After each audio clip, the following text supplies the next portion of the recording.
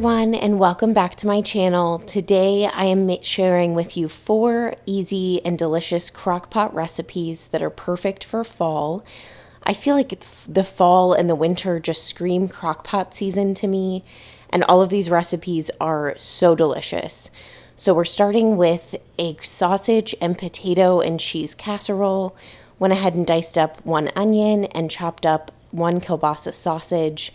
And now I'm making the sauce that's going to go over the top. So you're going to need a can of either cream of chicken or cream of mushroom soup. We use cream of chicken, a half a cup of sour cream, and then salt and pepper to taste. So I'm starting by adding a bag of diced frozen hash browns, and then I'm adding the onion and kielbasa over top. I'm adding those from my cutting board that has the different containers. So I actually cut those up last night, and then I went ahead and just added them in the morning. So this is really just an easy dump and go recipe for the morning. And then I'm adding a bag of shredded cheddar cheese, and then I'm just going to mix that really well together. And then I'm going to top it off with some more cheese. And then you're going to cook this on low for 6 to 8 hours or on high for 4 to 5 hours. And this was just such an easy, almost just dump and go, really delicious fall recipe.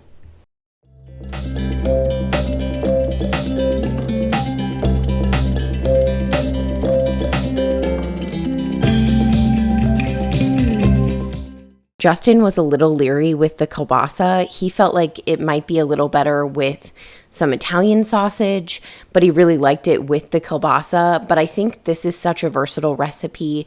You could add some Italian sausage, or you could make it more of a breakfast casserole and put some country sausage in it.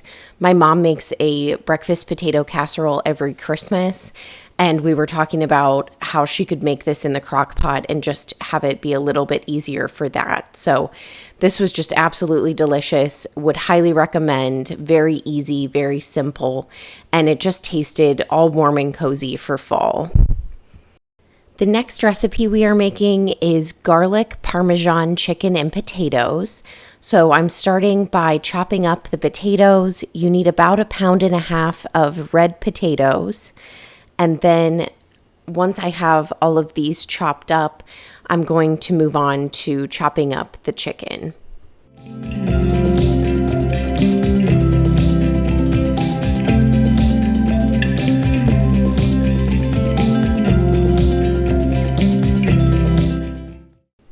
I had to show you this absolutely disgusting potato. I could not believe when I cut into it and it was just hollow and all black inside. I have never seen a potato do that before, so I just thought that was so interesting. I had to show you guys, and then I just grabbed, luckily I had a few more potatoes on hand, just went ahead and chopped those up to put right into the crock pot.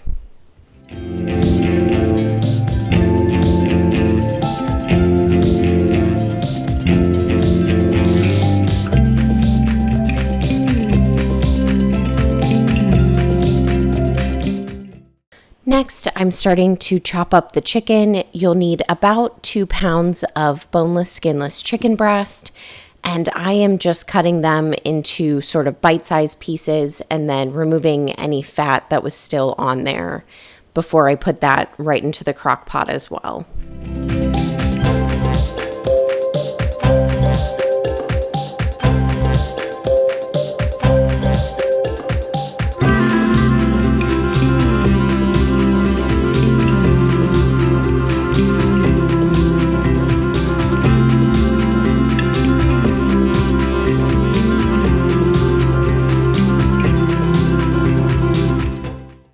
Next, I'm just adding the seasonings right over the top. So I have 1/2 cup of grated Parmesan, and then I am adding about 1 tablespoon of Italian seasoning, 1 tablespoon of garlic powder.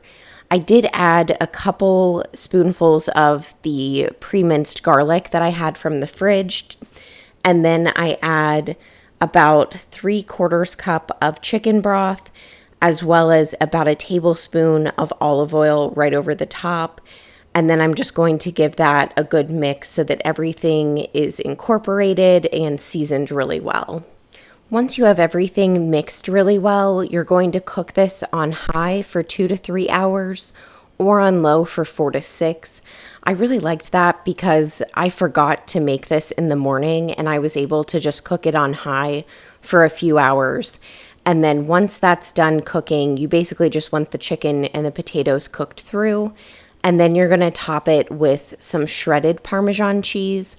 I did shred it myself. You could probably use the bagged cheese if you were in a rush. I just think that shredding it yourself, it melts a little easier because there's not the stabilizer that it has in the pre-shredded bagged cheese. So you're going to just cover that again for about 5 to 10 minutes and then it will just melt. And this was so delicious, so easy, and everyone really enjoyed it. So the next recipe I'm making is honey apple pork tenderloin. And honestly, this might be my favorite recipe of the entire video. And it was one of the easiest. And it was basically just dump and go other than chopping the onions and the apples. So right now I just sliced into kind of half moon slices the onion.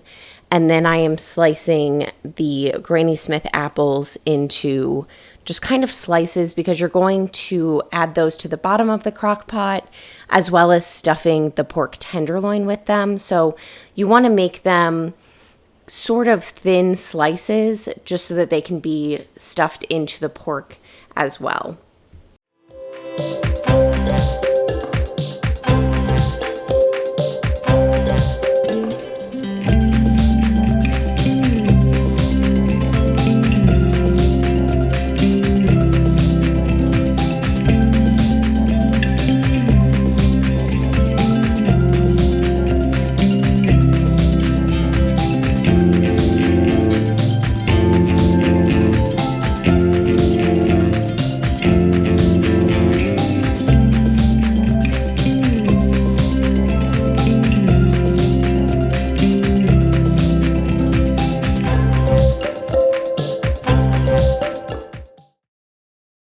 Now I'm cutting slices into the pork, and you will want about a 4-pound cut of pork tenderloin, and then you're just going to slice that about an inch deep to get the apples to be stuffed inside the pork tenderloin.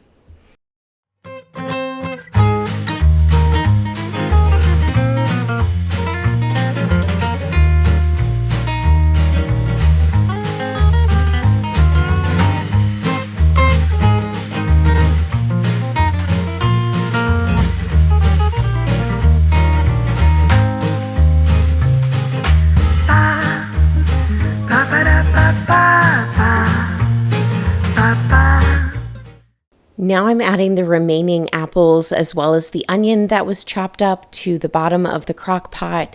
It's about 1 onion and 2 Granny Smith apples total. And as always, I'll have all of the recipes linked in the description box, so don't worry about the different measurements right now.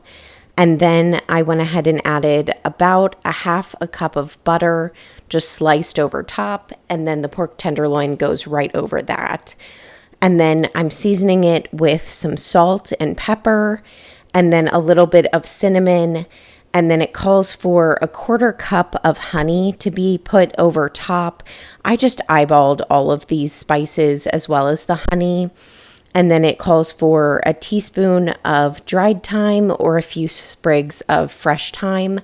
I can never find dried thyme. I don't know about you guys, but I went ahead and got the fresh thyme, and that was honestly really easy just to throw a few sprigs in there as well.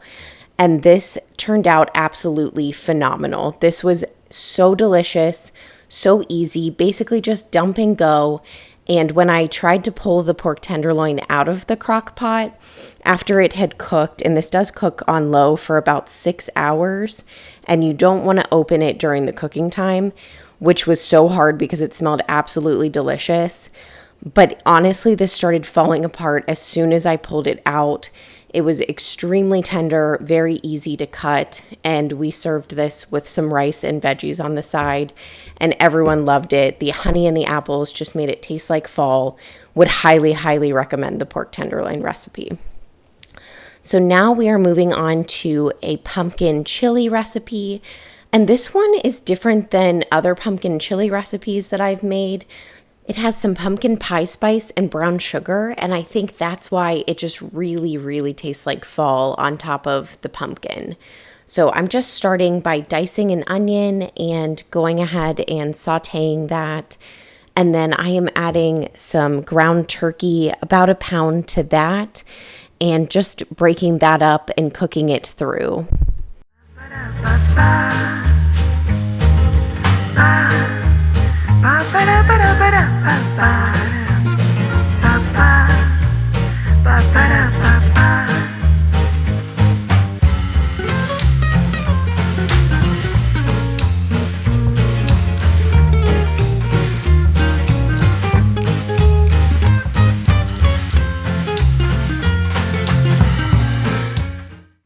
I'm adding that straight into the crock pot, and then I'm going to start adding all of the seasonings and other ingredients.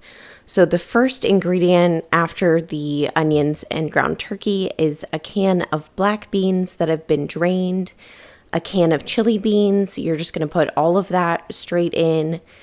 And then I am adding a can of pumpkin puree, a can of diced tomatoes, 3 tablespoons of brown sugar, a tablespoon of pumpkin pie spice, and a tablespoon and a half of chili powder. And again, don't worry about all of these measurements. I will have everything linked in the description below. And then you're just going to cook this for about 3 hours on high.